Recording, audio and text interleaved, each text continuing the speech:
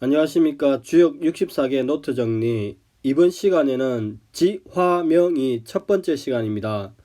전체적으로는 203번째 노트 정리입니다.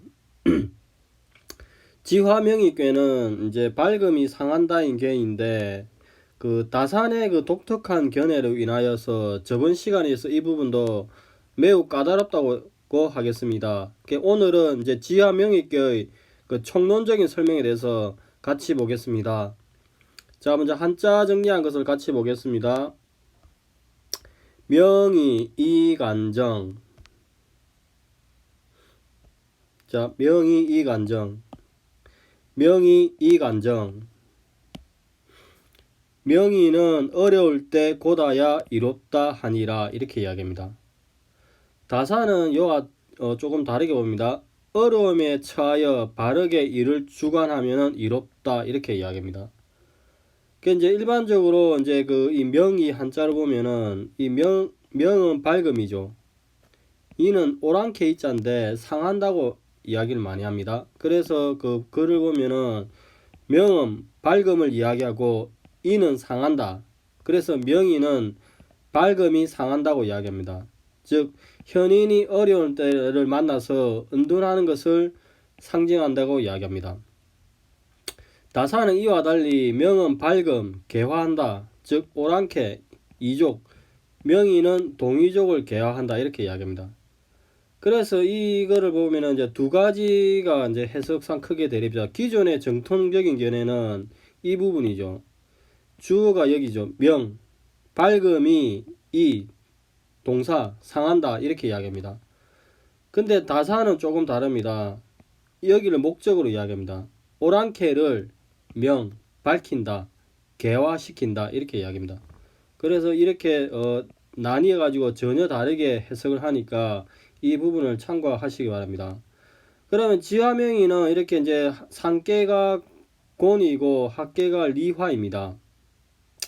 내가 이제 중간쯤에 있다고 봤을 때 지금 이렇게 리화가 이렇게 땅 밑에 있는 거죠.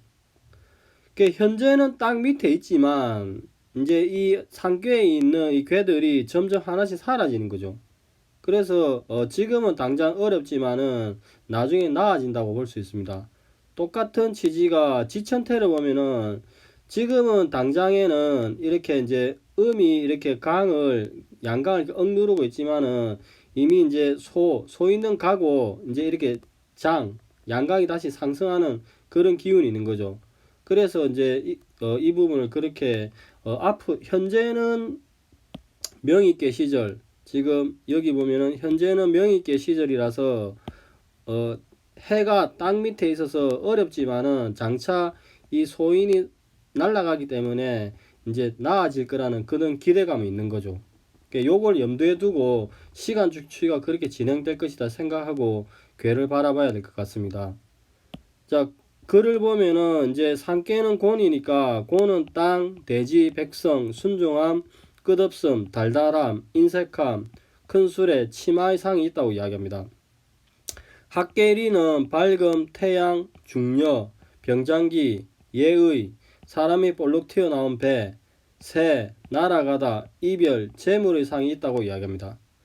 중간에서 보면은 해가 지면은 아래에 있는데 이를 현재 관점에서 밝음이 아래에 있다고 볼 수가 있고, 그리고 이제 장래 앞으로 시간적 추이로 장래를 보면은 밝음이 위로 올라갈 수 있다는 볼 여지도 있다. 요걸 염두에 두고 괴를 바라보면은 조금 더 달리 보이게 될 것입니다. 단사를 한번 읽어보겠습니다. 명의 입지중 명의, 밝음이 땅속에 들어간 것이 명이니 밝음이 땅 아래 있죠. 내 문명 이외 유순 이몽대남 문왕이지. 안으로는 어질고 밝으며 바깥은 유순에서 큰 어려움을 당하니 문왕이 이로써 행하는 것이다. 이간정 회기명야 내난 이능 정기지 기자이지. 어려움에 처해 있어도 고자야 이롭다 하는 것은 그 밝은 것을 가린다는 말이요. 안에 어려움이 있어도 능히 그 뜻을 바르게 하니 기자가 이로써 행하는 것이라 이렇게 이야기합니다. 회기명은 밝음을 감춘다고 이야기합니다. 즉 자신의 현명함을 감추어서 어려운 때를 만나서 바르게 처신하여서 행동하며 이루는 것이 이 회기명의 의미라고 이야기합니다.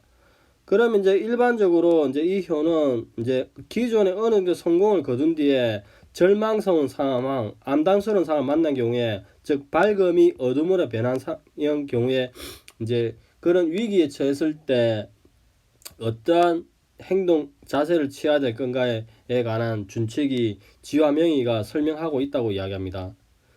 이제 여기 보면은 이제 문왕의 이야기가 나오고 그 다음에 기자의 이야기가 나오는데 중국 역사와 조금 관련이 되죠. 그래서 저번에 이야기했듯이 그 중택태 두 번째 시간 전체적으로 44번째 노트 정리에 중국의 역사에 대한 설명이 있으니까 이참에 같이 참고하시면서 보면 될 것 같습니다. 대상전을 읽어보겠습니다. 상활 명입지중 명의 군자이 리중 용회 이명 밝은 것이 땅속에 들어간 것이 명이니 군자는 이로써 백성에 임하여 어두운 것을 써서 상대를 밝게 하니라 이렇게 이야기합니다. 그러니까 용회 이명의 뜻에 대해서 이제 보면은 어둡게 처신해서 오히려 현명해진다. 이제 여기 액면적 해석에 가장 가까운데 크게는 이렇게 5개의 뜻이 있습니다. 하나씩 보면은 어리석은 듯한 태도로 백성에게 다가가서 조화를 이루고 난 뒤에 다시 밝은 대로 이끌어야 한다. 두 번째, 무리를 이끌 때 어둠을 써서 밝게 한다. 용회 이명. 세 번째 견해, 군중에 임할 때 어둡게 하여 밝게 한다. 네 번째는 방금 했고, 다섯 번째, 백성에게 임하는 것이 밖으로는 어두우나 안으로는 밝다. 즉 밖으로는 어둡고 어리석게 행동하는 듯 하지만 실로 이는 매우 명석하고 현명한 행동이다 이렇게 이야기합니다. 그러니까 용회 이명에 대해서 이제 이렇게 서로 약간 비슷한 듯 하지만 이런 뜻이 있으니까 참고하시기 바랍니다. 자, 여기까지가 일반적인 설명이고 다산의 설명을 같이 보겠습니다.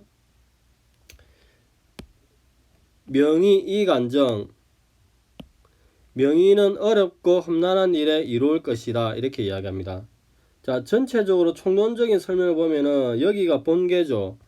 지화명의 본계는 이렇게 이제 지택임과 내산소가라는 모계에서부터 이렇게 추이하여 왔습니다.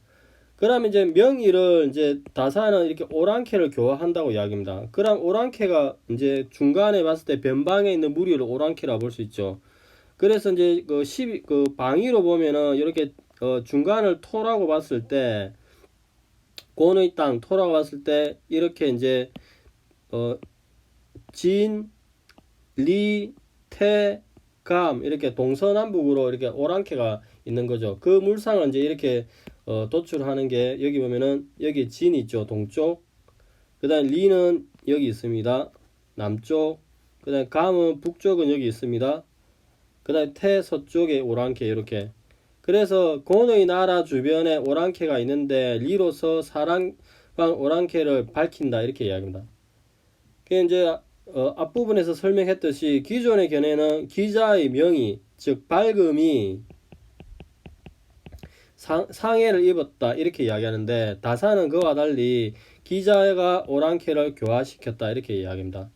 그 다음 이 간정의 의미를 보면은 이렇게 12몇 이 지화명의께는 이렇게 지택임에 썼죠. 태는 이렇게 보면은 이렇게 기울어져 음이 이제 날카롭게 이렇게 기울어져 비탈진상이 있죠. 즉 태의 비탈이 평탄하지 않고 즉 여자의 덕이 교만해서 위태로운 상이라고 이야기합니다. 즉 음이 강을 타고 있는 이런 상이라고 이야기합니다. 근데 이게 추이를 하게 되면은 이렇게 지화명의계가 되면은 안에서는 학계는 밝고 그 다음에 곤의 바깥은 어두운데 즉 어려움을 대처할 때 안으로는 뜻을 밝게 가득 세우고 밖은 어두운 듯 하면은 결국 태의 위태로움은 사라지고 감의 덕이 곱고 올바르게 행해지니 이간정 일을 맡아 처리하며 이롭다 이렇게 된다. 감은 여기 이렇게 또 나오죠. 감의 물상이 이렇게 나옵니다. 그 다음에 이제 밝음이 어둡게 들어갔다. 이거는 이제 지화명의계는 또 다른 모계인 뇌산소가로부터 왔죠. 뇌산소가에서 이게 사가일로 이래 내려온 거죠.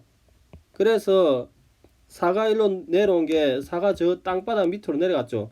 즉 양이 땅 밑으로 내려간 걸 명입지중의 이야기하고, 그 다음에 뇌산소가는 전체적으로 대감이죠. 그래 험난한 큰 난이죠. 그리고 중간에 이렇게 또 입의 들어감에 물상이 있는 거죠. 그래서 명입지중 물상이 나온다고 이야기합니다. 그 다음 기자이지 회기명의 물상은 지화명이 있게 본계에는 이렇게 지택이면서 2가 3으로 이렇게 추이를 해서 올라왔죠. 그래서 학계 태는 이제 그 음이 양을 타고 있고 위험하고 태 여자가 교만하게 사나우고, 그래서 고운의 나라, 저 위에 있는 고운의 나라에 환난이 발생했다 이렇게 보는 거죠. 그런 상태에서 추이를 하게 되니까 이제 학계 리의로서 의지로서 교화를 하게 된다 이렇게 이야기합니다. 즉 회기명은 결국에는 위에 세 개의 음을 이고 있으니까 험난하고 힘든 상황이죠. 그래서 이게 마치 기자가 험난함을 겪었죠. 즉 주왕의 사촌, 그 삼촌으로서 감옥에 갇히거나 충신이죠. 감옥에 갇히거나 종이 되기도 했고 미친 척하면서 했는데, 결국에는 마음의 의지를 다스리고 스스로 감추는 이 상황을, 기자가 겪은 상황을 이렇게 설명하는 거죠. 그 다음에 몽대나의 물상을 보면은 지화명의께는 이렇게 내산소가에서 왔죠. 내산소가에서 사가일로 추에서 내려오죠. 내산소가는 큰 대감이죠. 대감의 난이 험난함에 밖으로 드러나 있는데 추이를 하게 되면은 이렇게 안으로는 밝고 바깥으로는 유순함이 있으니 있고, 그 다음에 결국 중간에 감의 험난함도 이렇게 보이는 거죠. 그래서 이거를 보면은 결국에는 이 험난함 속에서도 문왕이 스스로 안에 내면의 덕을 밝게 유지하면서 이 난을 대처했다. 이는 이 물상을 이야기하는 것입니다. 즉 문왕이 유리와 옥 감옥에 갇힌 상황이 대난인데, 그 상황에서도 안으로는 밝음을 유지하고 밖으로는 고의 신하 예에서 순종하여서 이 불행에 대처했으니까 문왕이 겪은 이 상황을 이야기하는 것입니다. 그리고 전체적으로 이제 문왕과 기자 이런 게 중국 역사가 계속 주역과 관련된 역사가 나오는데, 이거는 중택태 두 번째, 그러니까 44번째 노트 정리를 참고하시면은 총론적으로 설명해 놨으니까 그 부분을 다시 한번 보시면 될 것 같습니다. 자, 여기까지가 이제 그 일반적인 총론적인 설명이고, 대상전을 보면은 이제 상활, 명입지중, 명의, 군자일이 중, 용해 이명, 밝은 빛이 땅속에 들어간 것이 명의계의 상이다. 군자는 이 괴상을 관찰함으로써 대중에게 임할 때 어둡게 처심함으로써 오히려 현명해지는 것이다. 이렇게 이야기합니다. 자, 이 물상을 보면은 이렇게 이제 그 지화명의계는 이렇게 지택임에서 왔죠. 지택임 2가 3으로 이렇게 추이를 했죠. 지택임은 전체적으로 대진의 군주죠. 즉 대진의 군주가 이렇게 고의 백성 앞에 나타나니 이렇게 결국 나타나는 것을 결국 대중에게 임한다 이렇게 이야기합니다. 회는 어두움이라고 이야기합니다. 그래서 학계는 태죠. 학계 태는 서쪽 어둠을 상징하죠. 즉 학계 태는 어두움을 상징하죠. 그래 태는 원래 어두운 데에 쓰는데 추이를 하게 되면은 밝음으로 변하는 게 되는 거죠. 즉 원래 태였으나 어두웠으나 이제 리의 밝음이 되니 그 뜻이 용회이명, 어둡게 처신하면서 오히려 현명해진다 이렇게 이야기합니다. 즉 여기에서 상징하는 바가 백성들에게 군림하는 방법에 있어서 자신의 작은 총명을 자랑하면은 오히려 어둡게 되는 법이다. 그러니까 이걸 경계해라 이 말이죠. 자, 오늘은 그 지화명의계의 그 총론적인 설명에 대해서 살펴봤습니다. 명의계는 이제 그 다산의 그 독특한 견해가 있으니까 이 부분도 논리적 일관성이 있으니까 두 개를 병렬적으로 같이 보는 게 좋을 것 같습니다. 그리고 이전에 했던 화지진, 그리고 예전에 했던 뇌하풍, 중산간, 천택리, 활해서압 그런 게처럼 앞으로 하게 될 수산건 이런 것처럼 매우 까다로운 개이니까 계속 반복적으로 공부해야 될 것 같습니다. 자, 오늘은 여기까지 하겠습니다. 감사합니다.